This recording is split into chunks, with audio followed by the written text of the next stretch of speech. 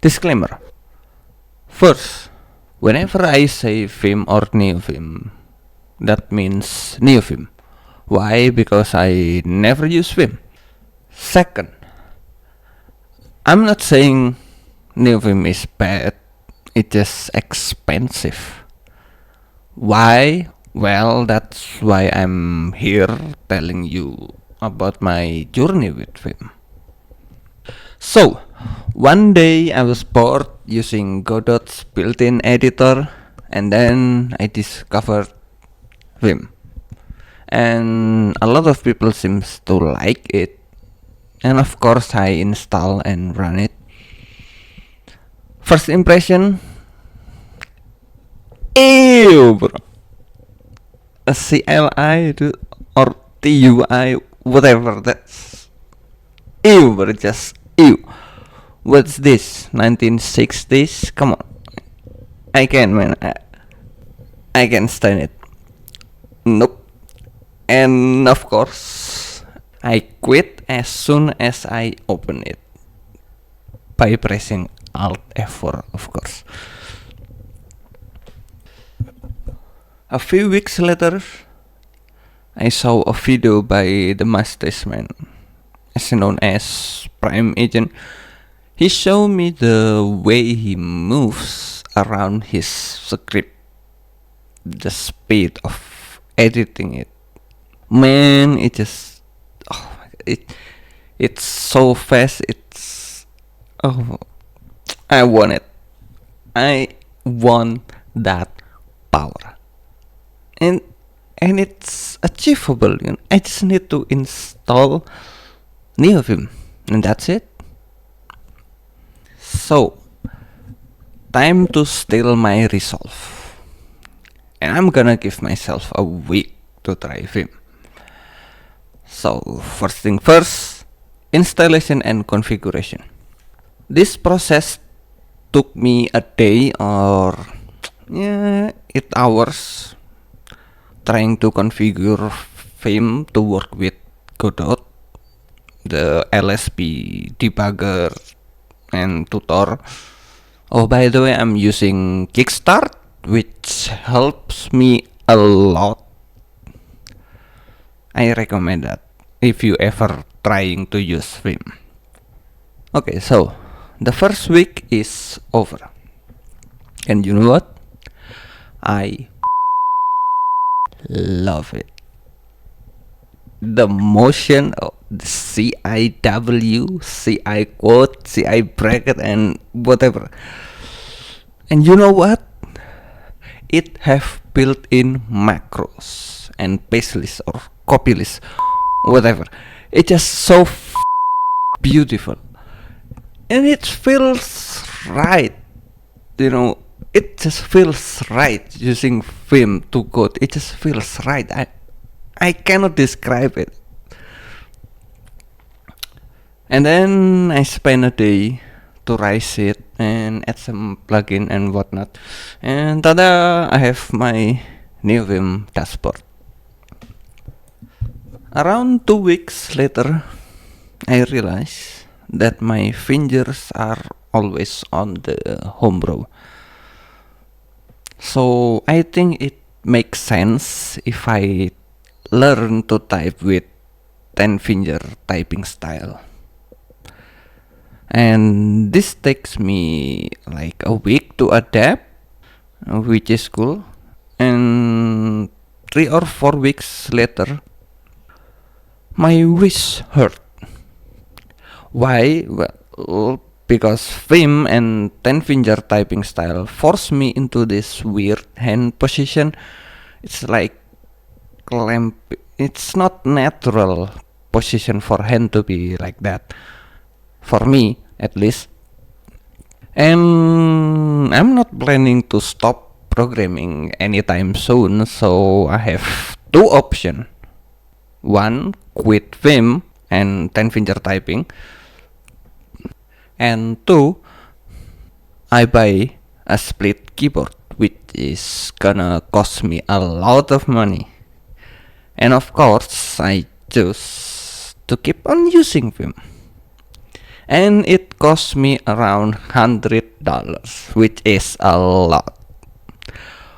For the context, I live in Indonesia, and the minimum monthly wage here is $200. So yeah, this keyboard cost me a lot, and it only arrived after 2 weeks, meaning I have to write my code in Paint. Well, that's an exaggeration. Maybe a little pain and so much discomfort. A new keyboard finally arrived, and switching to a new keyboard takes me around 2 weeks. That includes adapting my fingers to the new layout from the staggered keyboard to the non-staggered, and the layers of my keyboard, plus configuring it. After I'm done adapting to my new keyboard, it's full smooth sailing from now on. Or so I thought, until something whispers into my ears. It says, "Search for Wildcat." And so I searched.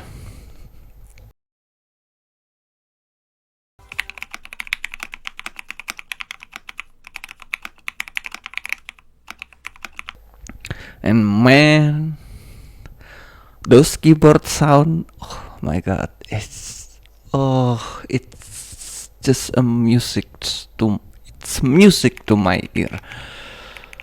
And down to keyboard modding rabbit hole I goes. Long story short, oh my, long story long story short, I spent some time looping all them switches, experimenting on them, and new keycaps and whatever. And it's all cool now. Typing sounds nice, feels nice. It's good. 2 or 3 months later, my left fingers hurt. Why? Well, after I did some little research, as it turns out, QWERTY layout is left-handed heavy, or left-hand heavy, whatever. And I need to switch. And my options are Dvorak or Colmec. And Dvorak doesn't look balanced enough to me, so of course I choose Colmec, which is take me around a month to fully adapt, like doing everyday tasks with it. Finally, it's all cool. I can move around and edit my script quickly. Typing feels nice, no pain, no discomfort. It's perfect. It's good life, but at what cost? Time and money, a lot of it. So the conclusion is, don't use Vim if you don't want to go through all this shit. But then Vim is so good that a lazy and broke ass guy like me went through all this shit just to keep the power of Vim. Now, you might think that you can use Vim without going through all this shit, right? Well, that's kind of what I thought at first. Like, why are you using split keyboard?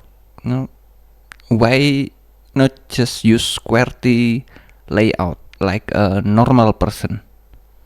Oh, Is it because your wrist hurt? Mm-hmm. Are you really that weak? Okay.